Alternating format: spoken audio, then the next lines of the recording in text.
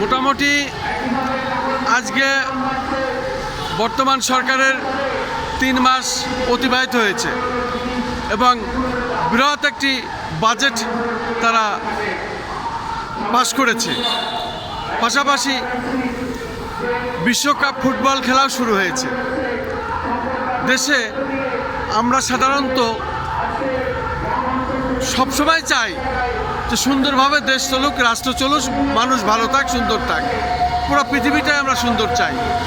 আপনি আপনার নাম পরিচয় দিয়ে যদি বলতেন আমাদের দেশের সামাজিক এত অবক্ষয় কেন? আমি অ্যাডভোকেট হরেন্দ্রনাথ মণ্ডল। আমি এই মুহূর্তে বলতে চাচ্ছি যে আমার এই বাংলাদেশ, যাকে সোনার বাংলা বলা হয়, শস্য শ্যামলা সুন্দর সোনার বাংলা, আমি বলবো না আমার বাংলার সোনার বাংলা নাই। আমার বাংলা হচ্ছে একটি সমস্যার দেশ।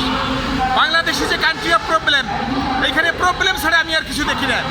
আমি কোনো সরকারের বিরুদ্ধে কিছু বলবো না, কারোর বিরুদ্ধে কিছু বলবো না। আমি সমাজ এবং সমাজ কিভাবে চলছে, দেশ কিভাবে চলবে সেই কথা বলবো। আমি একটি খেলাঘর সংগঠনের সভাপতি। আমার শিশুর মাথায় উড়োজাহাজ ভেঙে পড়ে। What does it mean? Indicate করে কি? মিসম্যানেজমেন্ট। আমার শিশুরা টিকে পায় না, ঘামে মারা যাচ্ছে। ইন্ডিকেশনটা কি? মিসম্যানেজমেন্ট। কার মিসম্যানেজমেন্ট? এই রাষ্ট্রের, এই সমাজের, এই সরকারের। যে অন্তর্বর্তীকালীন সরকার ছিলেন ডক্টর ইউনূস সাহেবের সরকার, আমি দ্ব্যর্থহীন ভাষা বলতে চাই, মিস্টার ইউনূস, আপনি দেশের মানুষকে ভালোবাসেন নাই, আপনি নিজেকে ভালোবাসছেন।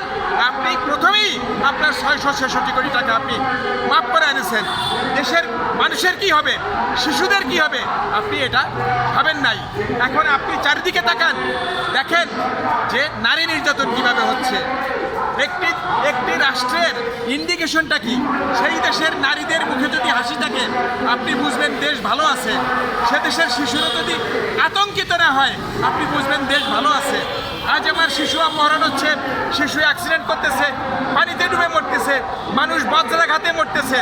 এত সমস্ত অনিয়ম, এত সমস্ত মিসম্যানেজমেন্ট আমার এই বাংলাদেশে। আজ বাংলাদেশের মানুষ অতিষ্ঠ, কোনো মানুষের মুখে হাসি নাই, সবাই চিন্তার মধ্যে আছে। এই বুঝি কি হয়, কখন কি হয়, কি মিসম্যানেজমেন্ট, কোথায় কি অ্যাক্সিডেন্ট।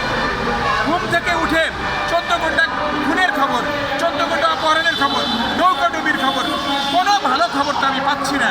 এই যে একটা বাজেট ঘোষণা করা হলো, বাজেটে আপনার 6.5% হিসেব, 6.5% আপনার প্রবৃদ্ধির কথা বলা হয়েছে, আর 7.5% মুদ্রাস্ফীতির কথা বলা হয়েছে। প্রবৃদ্ধির চাইতে মুদ্রাস্ফীতি বেশি হয় কেন? এটাকে সরকার কি বলবে? আর একটা জিনিস আমি বড় গ্যাপ দেখলাম এই বাজেটে। আমার দেশের ছেলেমেয়েরা কাজ করে খেয়ে বাঁচতে চায়। এই যে বেকার সমস্যা, এই বেকার সমস্যা সম্পর্কে বাজেটে কিছুই বলা হয়নি। আমার যুবক ছেলেরা বিদেশে পাড়ি জমায় কাজের জন্যে, তারা সমুদ্রের মধ্যে ডুবে মরে। সরকার তাকায় তাকায় দেখে, দেখার কেউ নাই। এত ছেলে মেয়েরা কাজ করার জন্য বিদেশে পাড়ি জমায়। দালালেরা, সরকারের চামচারা, তারা তাদের টাকা পয়সা নিয়ে সর্বশান্ত করে সমুদ্রের মধ্যে ঠেলে পাঠায়, তারা সেখানে ডুবে মরে। এটা একটা কিসের ইন্ডিকেট? একটা সেক্টরও তো আপনার ভালো নাই।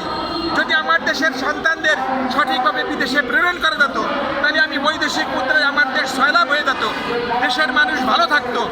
এই সমস্ত মিসম্যানেজমেন্টের বিরুদ্ধে প্রতিবাদ জানানোর জন্য আজ আমরা এখানে উপস্থিত হয়েছি। আপনাকে অনেক অনেক ধন্যবাদ।